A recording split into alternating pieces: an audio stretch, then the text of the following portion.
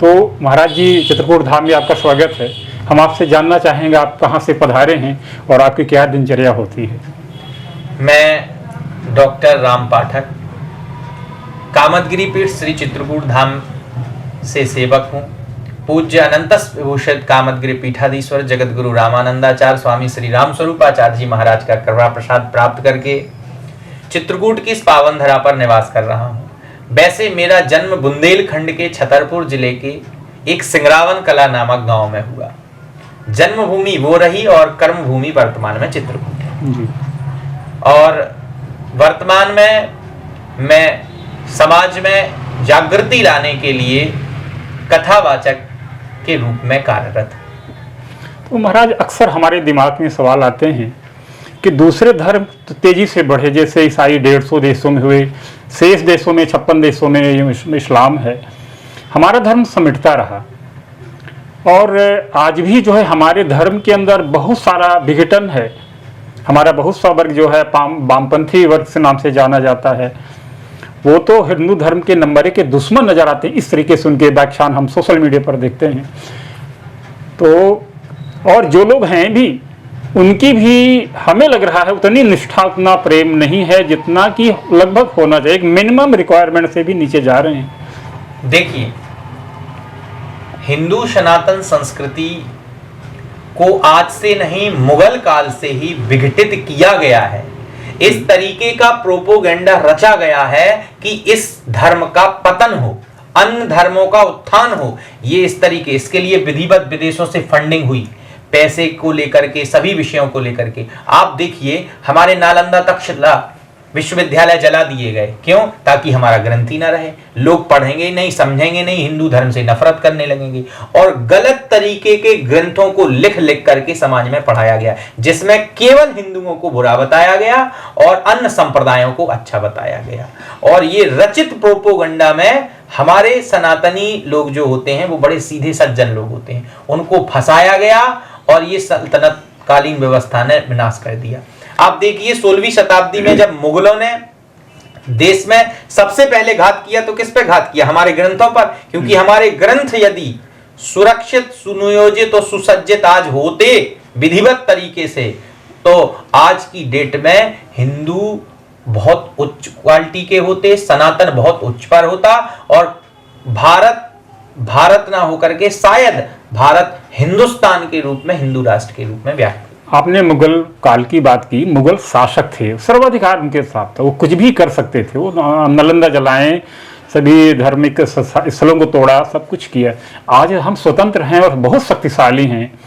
दुनिया की कम से कम बड़े देशों में हमारा नाम आता है, 3रे नंबर पर हमारी अर्थव्यवस्था है। आज हम हिंदू धर्म को क्यों नहीं संभाल पा रहे हैं?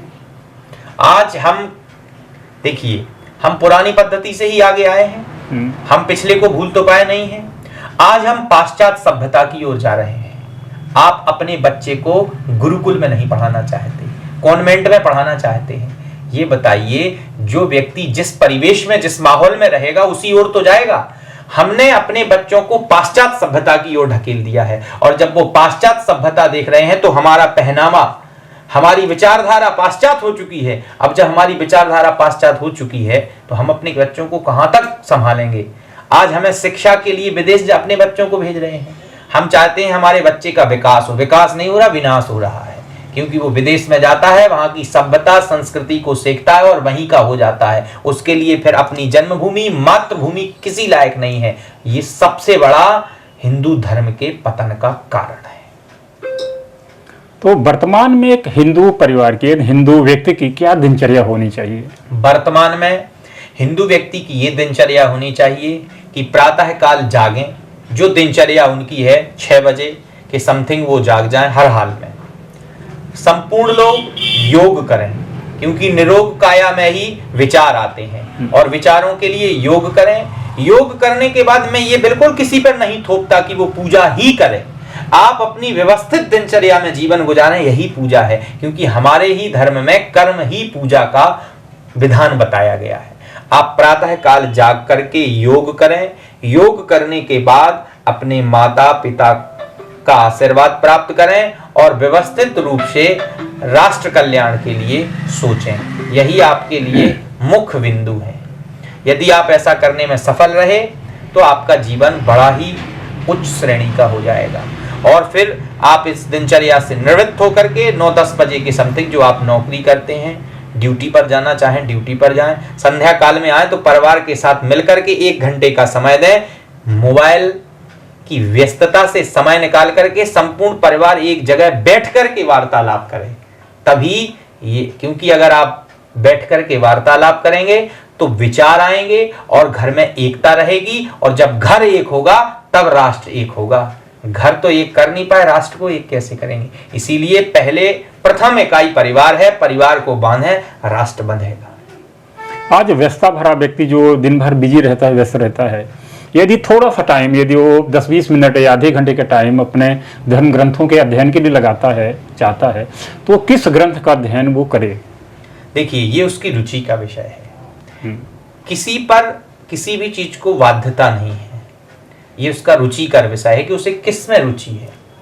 वर्तमान में वो गीता को भी पढ़ सकता है। मैं अपने रुचिकर विषयों के विषय में बता रहा हूँ कि वो गीता का अध्ययन कर सकता है, रामचरितमानस का अध्ययन कर सकता है और महाभारत का अध्ययन कर सकता है। पूरे भारत में एक दुष्प्रचार किया गया है कि जहां महाभारत रखी हो वहां महाभारत होती है। अरे भैया, वो एक बहुत पवित्र ग्रंथ है। महाभारत का मतलब है भगवान कृष्ण का एक स्वरूप, भगवान कृष्ण ने जो सिखाया है वो शिक्षा, तो इस को समाज से हटाना पड़ेगा। आप महाभारत भी घर में पढ़ सकते हैं, गीता पढ़ें, महाभारत पढ़ें, रामचरितमानस पढ़ें, वाल्मीकि रामायण पढ़ें, और नहीं पढ़ना चाहते तो कोई बात नहीं, आप कोई भी सनातनी ग्रंथ को पढ़ें, किसी बड़े अच्छे राइटर को पढ़ें, सुभद्रा कुमारी चौहान को पढ़ें, रामधारी सिंह दिनकर जी को पढ़ें, या बुंदेलखंड में पढ़ना चाहते हैं तो आप सुप्रसिद्ध महाकवि ईसुरी को भी पढ़ सकते हैं। गीता में क्या बताया गया है? गीता हम क्यों पढ़ें? गीता के विषय में अगर कहा जाए तो गीता जीवन जीने की और संपूर्ण परिवार की शैलियों की, कर्म करने की कुंजी है। गीता हिंदू समाज के लिए एक कुंजी है। गीता क्यों पढ़ें? ये बहुत अच्छा प्रश्न आपने पूछा। गीता इसीलिए पढ़ें क्योंकि गीता में कर्म की फलश्रुति बताई गई है। कर्म कैसे करना चाहिए, बिना फल की चिंता के कर्म करना चाहिए, इसीलिए गीता का अध्ययन करें।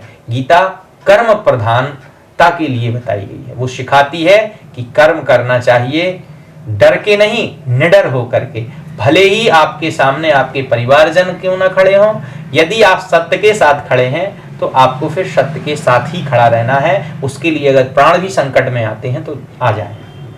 गीता का कौन सा श्लोक आपको सबसे अच्छा लगता है? कर्मण्येवाधिकारस्तु मा फलेषु कदाचन। ये इससे अच्छा मुझे गीता का श्रेष्ठ, वैसे तो पूरी गीता अच्छी है, लेकिन कर्मण्येवाधिकारस्तु मा फलेषु कदाचन। क्या भावार्थ होता है इसका? भावार्थ ये होता है कि कर्म के आधार पर, कर्मण्येवाधिकारस्तु मा फलेषु कदाचन, जो कर्म करता है भगवान भी उसके साथ, भगवती भी उसके साथ जुड़ करके उसको फलश्रुति प्रदान कराती है। कर्म करने से ही फल की प्राप्ति होती है, इसीलिए निरंतर कर्म करते रहिए, फल अपने आप प्राप्त होगा।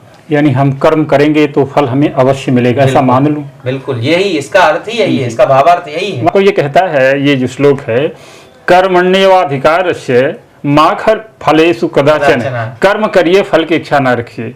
कर्मण्येवाधिकारस्य, कर्म का अधिकार है, मा फलेषु कदाचन, वो इस पर छोड़ दीजिए।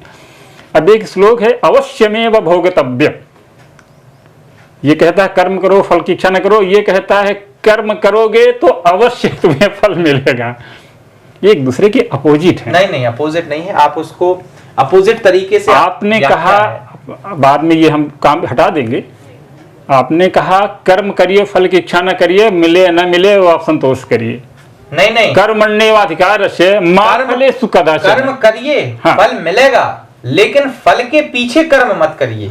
आप कर्म करिए, फल की चिंता किए बिना कर्म करिए, हाँ, फल मिलेगा, क्योंकि कर्म शुभाशुभ दें विधाता, जैसा कर्म होगा वैसा फल अवश्य मिलेगा। रामचरितमानस हम क्यों पढ़ें, और रामचरितमानस का कौन सा कांड या कौन सा अध्याय, चौपाई जो आपको सबसे ज्यादा प्रभावित करती है वो बताएं। देखिए, आप जब तक राम को भगवान मान के पढ़ते रहेंगे, आपके मन में कुंठाएं भरी रहेंगी। लोग भगवान को, राम जी को मानते हैं कि राम काल्पनिक है। जो लोग ऐसा मानते हैं मैं तो उन्हें मूर्ख समझता हूं। राम को, आप राम के आदर्शों को पढ़िएगा और आधुनिक युग में यदि राम जी के विषय में कुछ पढ़ने की आवश्यकता है तो वो है रामचरितमानस का भरत चरित्र। क्योंकि इस समाज में अगर कोई टूटा है तो परिवार टूटे। यदि किसी की यदि नहीं बन रही है तो वो भाई की भाई से नहीं बन रही। एक एक फिट जमीन के लिए एक दूसरे के खून के प्यासे हैं भाई। इसीलिए आप भगवान राम के आदर्श परिवारवाद को पढ़िए। आप पढ़िए कैसे एक परिवार को बांधने के लिए एक पिता जो अपने पुत्र से अथाह मोह करता है, प्राण त्याग देता है, उसको अपने वचन पालने के लिए वनवास भेज देता है और परिवार न टूट जाए, इसीलिए वो बात मानता है। दूसरा, आप विचारणीय करिए आदर्श राम जी के परिवारवाद को। भरत जैसा भाई जो अपने भाई के लिए इतने बड़े चक्रवर्ती सम्राट के राज्य को ठुकरा करके वनवास में चित्रकूट में पादुका लेने के लिए चला आता है। आप विचार करिए राम जी के त्याग का, जो अपने छोटे भाई भरत के लिए राज्य त्याग करके वनवास स्वीकार कर लेते हैं। आप विचार करिए आदर्श पति पत्नी के प्रेम का, जिस उर्मिला की कोई गलती नहीं वो 14 साल अपने पति से वियोग झेलती है। तो भगवान राम को आदर्श परिवारवाद के रूप में पढ़िए। इसीलिए रामचरितमानस पढ़िए, क्योंकि अगर आज किसी को बंधने की आवश्यकता है तो वो परिवारों को है, क्योंकि विखरा अगर कोई है तो वो परिवार बिखरे। यदि हम चित्रकूट धाम के जो पूज्य संत लोग हैं उनके यदि सानिध्य में रहना चाहें तो किनका नाम बताएंगे, किनके हम प्रवचन सुने, किनके वीडियो देखें और किनके कार्यक्रमों में अनिवार्य रूप से शामिल हों? संत दरस पातक जिम टरई। तो चित्रकूट की तो संपूर्ण भूमि पवित्र है, यहाँ तो कण कण में राम है। तो चित्रकूट के सारे संत पूजनीय हैं, सारे संतों में भगवान है।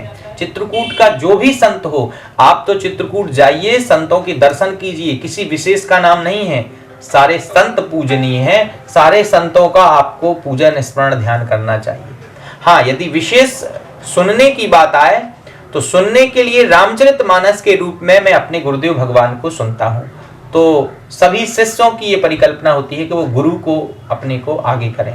तो मैं यही चाहता हूँ कि अगर आप मानस सुनना चाहते हैं तो अनंतस विभूषित जगतगुरु रामस्वरूपाचार्य जी महाराज से अवश्य भेंट करें, उनका आशीर्वाद लें और उनसे प्रवचन सुनें।